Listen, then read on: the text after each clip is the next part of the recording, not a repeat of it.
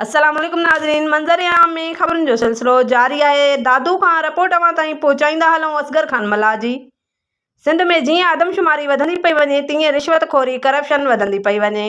अहिड़ो को बि सरकारी खातो रहियल न आहे जेको करप्शन खां पाक हुजे। दादू जेल जा कैदी ऐं संदसि वारिस मीडिया अॻियां दाहिनि था त दादू डिस्ट्रिक्ट जेल में मुक़ररु थियल अमले रिश्वत जी बाज़ार गरम करे छॾी आहे। दादू जेल अंदरि क़तल, अगवा, फुरंधाड़नि, मंशियात ऐं ॿियनि ॾोहनि जे इल्ज़ाम हेठि ॾोही तोड़े बि ॾोही कैदी जेल अंदरि क़ैद आहिनि। कैदी तोड़े कैदियुनि जा वारिस इल्ज़ाम हणंदे दाहिनि था त क़ैद ख़ाननि जा अमलदार तोड़े एहलकार जेल में कैदी पहुचंदे ई तशदुद तज़लील जो निशानो बणायो वञे थो। खेनि मजबूर कयो वेंदो आहे त रिश्वत ॾियण लाइ कैदियुनि खे जान बख़्शे या सहूलियतूं ॾियनि या रिश्वत वरिती वेंदी आहे। ॾियनि क़ैद खाने अंदरि बग़ैर कमकार जे आराम सां वेहण जा 5 मुबीना खां 10,000 वसूल कया वञनि था।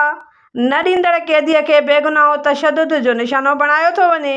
कोर्ट जी हाज़िरीअ ते वेंदड़ या कोर्ट मां हाज़िरी खाई ईंदड़ कैदियुनि मां फ़ी कैदीअ खां जेल अंदरि तलाशी वठंदड़ एहलकारनि जा 100 खां 200 रुपया मुक़ररु थियल आहिनि। दादू जेल में क़ैद थियल कैदियुनि ॾांहुं ईंदड़ सामान खे फॿायो वञे थो।